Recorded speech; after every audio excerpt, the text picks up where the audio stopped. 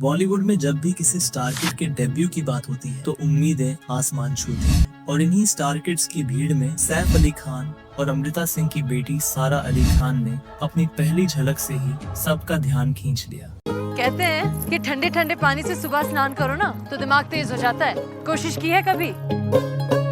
साल 2018 में सारा ने फिल्म केदारनाथ से सुशांत सिंह राजपूत के साथ बॉलीवुड में कदम रखा। यह फिल्म सिर्फ एक लव स्टोरी नहीं थी बल्कि सारा का धमाकेदार इंट्रोडक्शन था। पहली ही फिल्म में उनकी सादगी और नेचुरल एक्टिंग ने दर्शकों का दिल जीत लिया। क्रिटिक्स ने भी उनकी स्क्रीन प्रेजेंस की तारीफ की और फैंस उन पर फिदा हो गए। लेकिन सारा के लिए जादू यहीं खत्म नहीं हुआ। केदारनाथ के कुछ ही हफ्तों बाद आई सिम्बा। वैसे तेरे को कैसा लड़का चाहिए शादी बनाने के लिए? एकदम स्मार्ट, डैशिंग टाइप।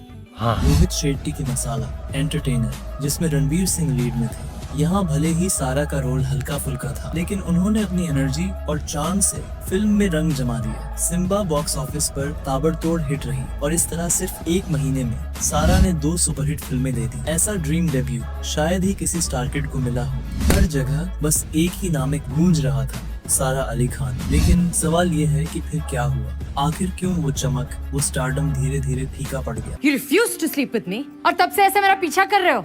तुम ऐसे ही कोई भी लड़की नहीं हो। कैसे एक्सप्लेन करूं कि तुम स्पेशल हो? ये भी मैं बताऊं तो तुम क्या करोगे?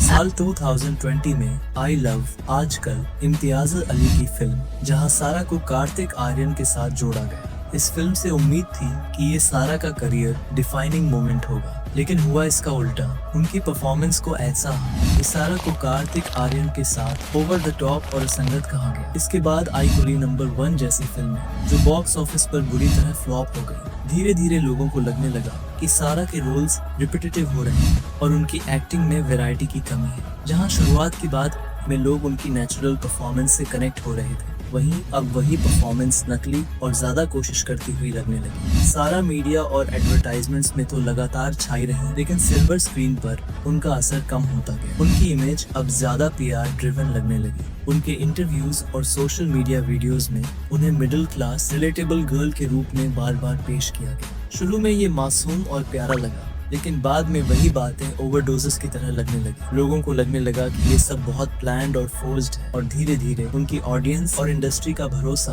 दोनों ही डगमगाने लगा। जहां एक वक्त पर प्रोड्यूसर उन्हें बॉक्स ऑफिस की गारंटी मानते थे, वहीं अब हालात बिल्कुल उलट हो गए। पोस्ट पैंडेमिक बॉलीवुड वैसे ही रिस्क लेने से डर रहा है। ऐसे में एक ऐसी एक्ट्रेस जिस पर अब बॉक्स ऑफिस या एक्टिंग दोनों का भरोसा नहीं रहा, उससे बड़े प्रोजेक्ट्स ऑफर होना कम हो गया। आज सारा का नाम, जो कभी सिर्फ सुनकर फिल्म को एक्साइटमेंट दिला देता था, अब वैसी वैल्यू नहीं रखता। शानदार डेब्यू के बाद सारा अली खान से लोगों ने बहुत उम्मीदें लगाई थी, लेकिन बार बार की गलत स्क्रिप्ट चॉइस, ओवर पीआर और असंगत एक्टिंग ने उनकी चमक को धीरे धीरे फीका कर दिया। बॉलीवुड एक ऐसी जगह है जहां स्टार किड होने से आपको एंट्री तो मिल जाती है, लेकिन टिके रहने के लिए टैलेंट और कंसिस्टेंसी ही सबसे बड़ा हथियार है। और सारा की कहानी इसका जीता जागता उदाहरण है। अब सवाल ये है, क्या सारा अली खान एक बार फिर से अपनी खोई हुई चमक वापस पा पाएंगी, या फिर उनका नाम सिर्फ ड्रीम डेब्यू की कहानियों तक ही सिमट कर रह जाएगा?